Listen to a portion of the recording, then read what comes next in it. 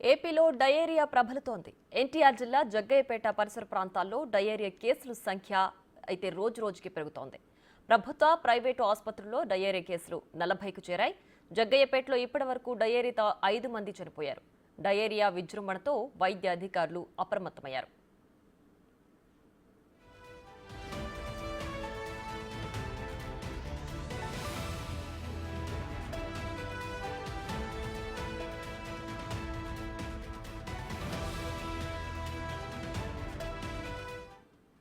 Diarrhoea కట్టడికి చర్యలు ముమ్మరం చేశారు. ఇక ఆసుపత్రిలో చికిత్స పొందుతున్న రోగులను రాష్ట్ర వైద్య ఆరోగ్య శాఖ మంత్రి సత్యకుమార్ యాదవ్, ఎమ్మెల్యే శ్రీరామ్ రాజగోపాల్ పరామర్శించనున్నారు.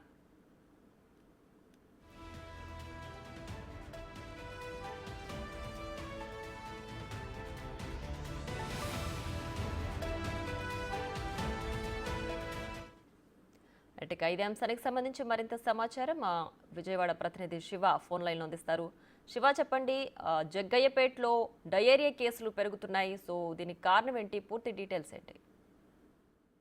జగ్గయ్యపేట సంబంధించి కూడా పోలీసు డయేరియా విస్తృతంగా ప్రబలిపోయిన పరిస్థితి కనిపించింది. ఈ నేపథ్యంలో కలుషిత నీటి మూలంగానే ఇది జరిగినట్లు కూడా అధికారులు గుర్తించారు. ఇప్పటికే దాదాపుగా 5గురు చనిపోయినట్లు కూడా అధికారులు అయితే గుర్తించారు. కొద్దిసేపటి రాష్ట్ర ఆరోగ్య శాఖ మంత్రి సత్యకుమార్, అలాగే స్థానిక ఎమ్మెల్యే శ్రీరామ్ తాతయ్య ఇరువురు కూడా అక్కడ పర్యటిస్తున్నారు. నివారణకు సంబంధించి ప్రత్యేకమైన చర్యలు తీసుకున్నారు. ఒకవైపు నివారణకు చర్యలు తీసుకున్నా మరొక వైపు డైరియా బాధితుల సంఖ్య రోజు రోజుకి పెరిగిపోతుంది. ఇప్పటికే హాస్పిటల్లో దాదాపుగా 40 మంది పైగా కూడా చికిత్స పొందుతున్న పరిస్థితి కనిపిస్తోంది. ఒకవైపు అధికారుల చర్యలు, మరొక వైపు నిర్బడ్డానికి సంబంధించి కూడా పూర్తి స్థాయిలో చర్యలు తీసుకోవాల్సిన పరిస్థితి కనిపిస్తోంది. కానీ ప్రధానంగా ఎటువంటి చర్యలు తీసుకోవాలన్నా నిధులు లేని సమస్యతో కొట్టుమిట్టాడుతున్నట్లు కూడా అధికారులు చెప్తా ఉన్నారు. ఎందుకు నిధులు లేవు అనే దానికి సంబంధించి కూడా ఉన్నతాధికారులు ప్రశ్నిస్తున్నా సరైన సమాధానం లేదు. కానీ డయేరియా నివారణకు తక్షణమే చర్యలు తీసుకోవాలని చెప్పి కూడా వైద్య ఆరోగ్య మంత్రి సత్యకుమార్ అయితే కొద్దిసేపు ఆదేశించారు. ఆయన ఈ రోజు సాయంకాలం రేపటికల్లా పూర్తి స్థాయిలో అదుపులోకి రావాలని చెప్పి కూడా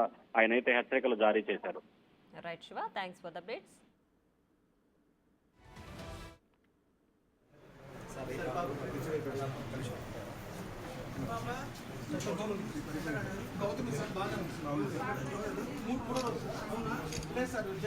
ఎవరు మక్కపేట